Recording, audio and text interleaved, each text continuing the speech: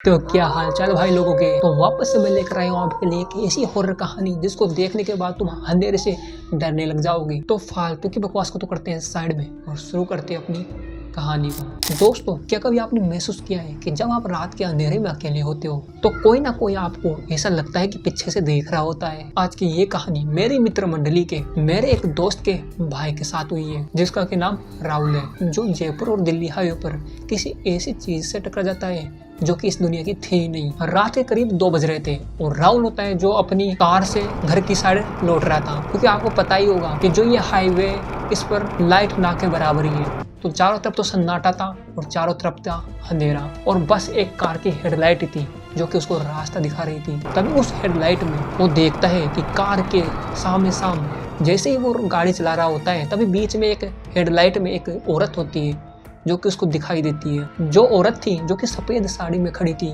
उसके बाल थे जो बिल्कुल बिखरे हुए थे और वो बस एक चुपचाप से खड़ी हुई थी। तभी उस इंसान को डर नहीं लगा। जो राहुल होता है उसने वहीं पर जोर से ब्रेक मार दिया। जो कार थी जो उस औरत से बस थोड़ी सी दूर थी वहां पर रुकी थी। मानो कि बस इतनी सी जगह रही होगी। जो राहुल था उसका दिल तेजी से धड़क रहा था कि ये औरत है या फिर कुछ और। वो 1-2 मिनट तो बस खामोशी से सोचता रहा, लेकिन धीरे धीरे उसने हिम्मत जुटाई और जैसे ही कार का दरवाजा खोला और पूछता है, बहन जी आप इतनी रात को इस अंधेरे में क्या कर रही है। वो औरत थी ना जो बिल्कुल चुपचाप से खड़ी हुई थी, कुछ नहीं बोल रही थी। लेकिन कुछ 1-2 मिनट के बाद जैसे ही वो 1-2 बार पूछता है राहुल, वो औरत थी जिसने अपना चेहरा राहुल की तरफ धीरे धीरे घुमाया और जैसे ही राहुल की नजरें उस औरत के चेहरे की तरफ पड़ी, उसके पैरों से जमीन खिसक गई। अब ये मत बोलना कि वो तो कार में बैठा हुआ था, जमीन खिसक गई। बस ये समझ लो कि उसके 9-2 बारे हो गए। राहुल ने देखा था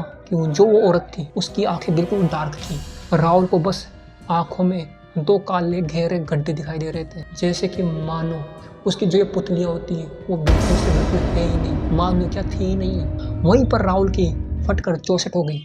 राहुल ने अपनी कार का दरवाजा एकदम से बंद किया और गाड़ी में रिवर्स गियर लगाया और वहां से भागने की कोशिश करने लगा। पर जब राहुल ने उस गाड़ी के पीछे वाले मिरर में देखा तो राहुल की चीख निकल गई।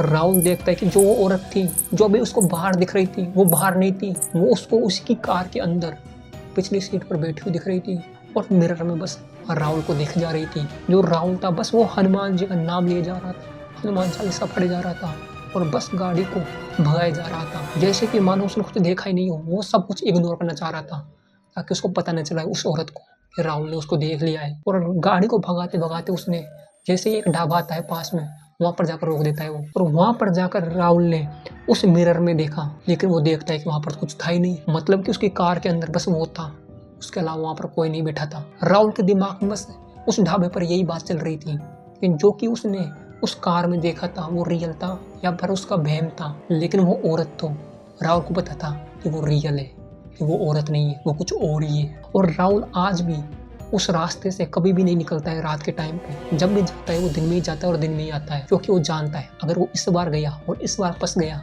उसके चंगुल में तो वो औरत उसको छोड़ेगी नहीं। अब मुझे यह बताओ आप कि क्या आपको लगता है कि यह वो रियल औरत थी या फिर बस राहुल को वहम हुआ होगा। कमेंट बॉक्स में मैं आपके आंसर का इंतजार करूंगा। और दोस्तों, आपके साथ में कुछ ऐसा हुआ है तो मुझे कमेंट में जरूर से जरूर बताना। और एक बात और याद रखना कि रात के वक्त अनजानी सड़कों पर, अंधेरी सड़कों पर, पीछे वाली सीट पर अकेले सफर करते वक्त कभी भी पीछे वाली सीट पर देखना मत भूलना।